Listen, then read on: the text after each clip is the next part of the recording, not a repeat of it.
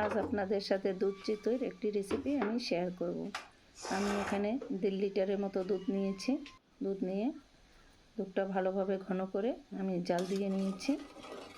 দেখুন কত সাইডে কত সুন্দর সর পড়েছে। আমি এভাবে দুধটা ঘন করে জাল দিয়ে আমি 1 লিটার মতো বানিয়েছি।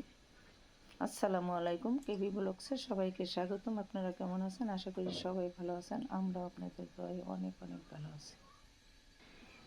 আমি দুধটা ভালোভাবে ঘন করে জাল দিয়ে নিয়েছি।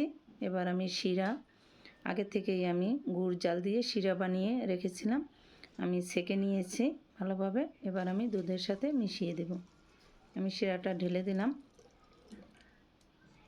গুড় জাল দিয়ে শিরা বানিয়ে শিরাটা ঢেলে দিলাম, দিয়ে এবার আমি ভালোভাবে নাড়াচাড়া দিয়ে মিক্স করে নিলাম। মিক্স করে নিয়ে আমি আগে থেকে ভেজে রাখা পিঠাগুলো আমি দিয়ে দিলাম।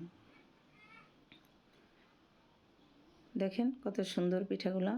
আমি পিঠাগুলো শিরার মধ্যে আমি ডুবিয়ে দিচ্ছি। সবগুলো পিঠা আগে আমি ভেজে নিয়েছি, ভেজে এবার আমি ডুবিয়ে দিলাম, যাতে পিঠাগুলো সমানভাবে একসাথে সবগুলো পিঠে ভিজে।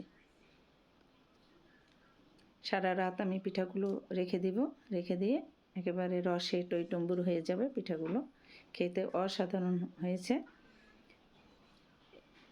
পিঠাগুলো আমি দিয়ে দিলাম, হয়তো বা শিরা একটু কম হবে।